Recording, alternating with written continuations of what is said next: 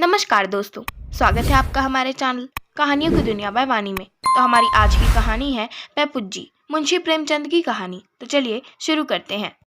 सिद्धांत का सबसे बड़ा दुश्मन है मुरौवत। कठिनाइयों, बाघों, प्रलोभनों का सामना आप कर सकते हैं दृढ़ संकल्प और आत्मबल से, लेकिन एक दिली दोस्त से बेमुरौवती तो नहीं की जाती, सिद्धांत रहे या जाए।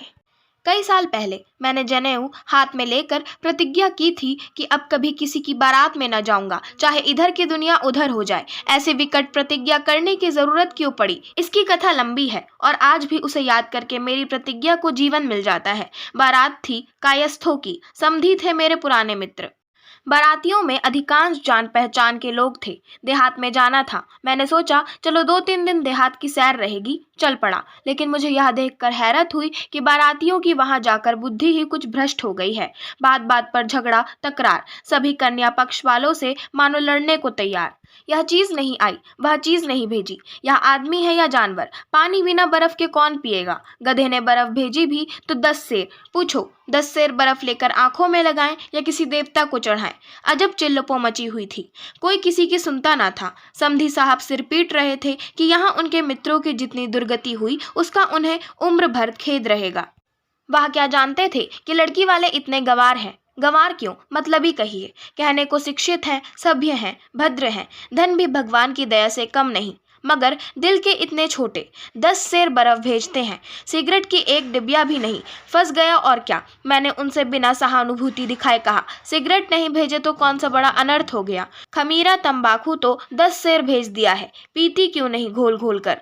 मेरे समधी मित्र ने विस्मय भरी आंखों से मुझे, मानो उन्हें कानों पर विश्वास ना हो, ऐसी अनीति बोले, आप भी अजीब आदमी हैं। खमीरा यहाँ कौन पीता है? मुद्दत हुई लोगों ने गुड़गुड़ियाँ और फर्शियाँ गुदड़ी बाजार में बेच डाली। थोड़ी सी दकियानूसी अब भी हुक्का गुड़गुड़ाते हैं, लेकिन बहुत कम। यहाँ तो ईश्वर की कृपा से सभी नई रोशनी, नए विचार, नए जमाने के लोग हैं और कन्या वाले यह बात जानते हैं। फिर भी सिगरेट नहीं भेजी। यहाँ कई सज्जन 8-10 डिब्बियाँ रोज पी जाते हैं। एक साहब तो 12 तक पहुँच जाते हैं और 4-5 डिब्बियाँ तो आम बात है। इतने आदमियों के बीच में 500 डिब्बियाँ भी ना हो तो क्या हो। और बर्फ देखी आपने, जैसे दवा के लिए भेजी है। यहाँ इतनी बर्फ घर घर आती है, मैं तो अकेला ही 10 सेर पी जाता हूँ। देहातियों को कभी हलक न आएगी, पढ़ लिख कितने ही जाए। मैंने कहा तो आपको अपने साथ एक गाड़ी सिगरेट और टन भर बर्फ लेते आना चाहिए था। वह स्तंभित हो गए। आप भंग तो नहीं खा गए? जी नहीं, कभी उम्र भर नहीं खाई। तो फिर ऐसी उल जलूल बातें क्यों करते हैं? मैं तो संपूर्णतः अपने होश में हूँ। होश में रहने वाला आदमी ऐसी बात नहीं कर सकता।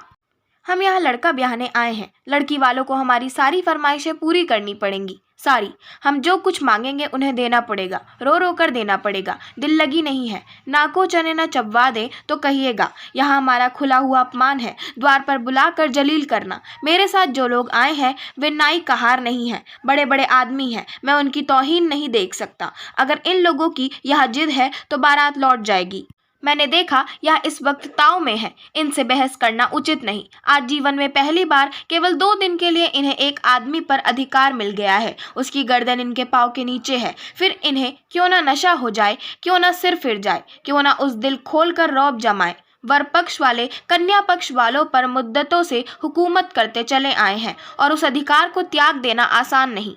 इन लोगों के दिमाग में इस वक्त यह बात कैसे आएगी कि तुम कन्या पक्ष वालों के मेहमान हो और वे तुम्हें जिस तरह रखना चाहें तुम्हें रहना पड़ेगा। मेहमान को जो आदर सत्कार, चूनी चोकर, रूखा सूखा मिले उस पर उसे संतुष्ट होना चाहिए। शिष्टता यह कभी गवारा नहीं कर सकती कि वह जिनका मेहमान है उनसे अपनी खातिरदारी का टैक्स वसूल करे। मैंने वहां से टल जाना ही मुनासिब समझा। लेकिन जब विवाह का मुहूर्त आया, इधर से 1 दर्जन विस्की की बोतलों की फरमाइश हुई और कहा गया कि जब तक बोतलें ना आ जाएंगी हम विवाह संस्कार के लिए मंडप में न जाएंगे। तब मुझसे देखा ना गया। मैंने समझ लिया कि ये सब ऐशू है, इंसानियत से खाली। इनके साथ एक क्षण भी रहना अपनी आत्मा का खून करना है। मैंने उसी वक्त प्रतिज्ञा की कि अब कभी किसी बारात में ना जाऊंगा और अपना बोरिया बक्चा लेकर उसी क्षण वहां से चल दिया। इसलिए जब तक मंगलवार को मेरे परम मित्र सुरेश बाबू ने मुझे अपने लड़के के विवाह का निमंत्रण दिया तो मैंने सुरेश बाबू को दोनों हाथों से पकड़ कर कहा, जी नहीं, मुझे माफ़ कीजिए, मैं ना जाऊंगा।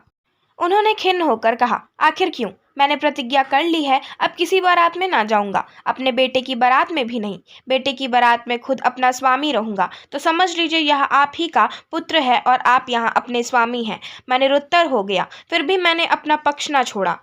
आप लोग वहां कन्या पक्ष वालों से सिगरेट, बर्फ, तेल, शराब आदि आदि चीजों के लिए आग्रह तो ना करेंगे, भूल कर भी नहीं। इस विषय में मेरे विचार वही हैं जो आपके। ऐसा तो ना होगा कि मेरे जैसे विचार रखते हुए भी आप वही दुराग्रहियों की बातों में आ जाएं और वे अपने हथकंडे शुरू कर दें।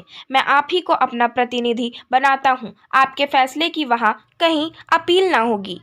दिल में तो मेरे अब भी कुछ संशय था, लेकिन इतना आश्वासन मिलने पर और ज्यादा अड़ना असज्जनता थी। आखिर मेरे वहां जाने से यह बेचारे तर तो नहीं जाएंगे। केवल मुझसे स्नेह रखने के कारण ही तो सब कुछ मेरे हाथों में सौंप रहे हैं। मैंने चलने का वादा कर लिया, लेकिन जब सूरज बाबू विदा होने लगे तो मैंने घड़े को जरा और ठोका।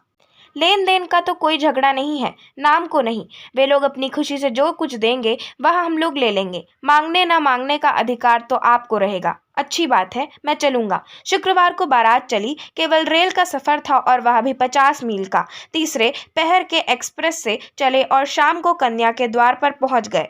वहाँ हर तरह का सामान मौजूद था, किसी चीज के मांगने की जरूरत ना थी। बारातियों की इतनी खातिरदारी भी हो सकती थी, इसकी मुझे कल्पना भी ना थी। घराती इतने विनीत हो सकते हैं। कोई बात मुंह से निकली नहीं कि एक की जगह 4 आदमी हाथ बांधे हाजिर। लगन का मुहूर्त आया। हम सभी मंडप में पहुंचे। वहां तिल रखने की जगह भी ना थी। किसी तरह धस धसा कर अपने लिए जगह निकाली। सुरेश बाबू मेरे पीछे खड़े थे। बैठने को वहां जगह ना थी। कन्यादान संस्कार शुरू हुआ। कन्या का पिता एक पीतांबर पहने आकर वर के सामने बैठ गया और उसके चरणों को धोकर उन पर अक्षत, फूल आदि चढ़ाने लगा। मैं अब तक सैकड़ों बारातों में जा चुका था, लेकिन विवाह संस्कार देखने का मुझे कभी अवसर ना मिला था। इस समय वर के सगे संबंधी ही जाते हैं। अन्य बाराती जनवासे में पड़े सोते हैं, या नाच देखते हैं, या ग्रामोफोन के रिकॉर्ड सुनते हैं, और कुछ न हुआ तो कई टोलियों में ताश खेलते हैं। अपने विवाह की मुझे याद नहीं। इस वक्त कन्या के वृद्ध पिता को एक युवक के चरणों की पूजा करते देखकर मेरी आत्मा को चोट लगी। यह हिंदू विवाह का आदर्श है या उसका परिहास? जामाता एक प्रकार से अपना पुत्र है। उसका धर्म है कि अपने धर्म पिता के चरण धोए, उस पर पान फूल चढ़ाए। यह तो नीति संगत मालूम होता है। कन्या का पिता वर के पांव पूजे, यह तो निष्ठता नहीं है, न धर्म न मर्यादा। मेरी विद्रोही आत्मा किसी तरह शांत न रह सकी। मैंने झल्लाए हुए स्वर में कहा, यह क्या अनर्थ हो रहा है? भाइयों, कन्या के पिता का यह अपमान, क्या आप लोगों में आदमियत नहीं रही है?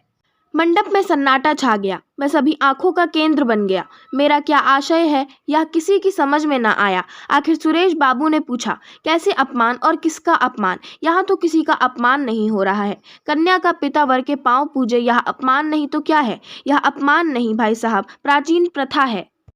कन्या के पिता महोदय बोले, यह मेरा अपमान नहीं है मान्यवर, मेरा अहोभाग्य कि आज यह शुभ अवसर आया। आप इतने से ही घबरा गए। अभी तो कम से कम 100 आदमी पैपुज्जी का इंतजार में बैठे हुए हैं।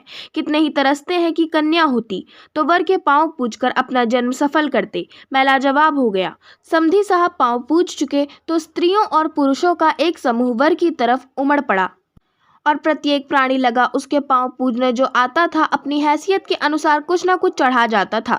सब लोग प्रसन्न चित्त और गदगद नेत्रों से यह नाटक देख रहे थे और मैं मन में सोच रहा था, जब समाज में औचित्य ज्ञान का इतना लोप हो गया है और लोग अपने अपमान को अपना सम्मान समझते हैं, तो फिर क्यों ना स्त्रियों की समाज में दुर्दशा हो? क्यों ना वे अपने को पुरुष के पाँव की जूती समझे? क्यों ना उनके आत्मसम्मान का सर्वनाश हो जाए?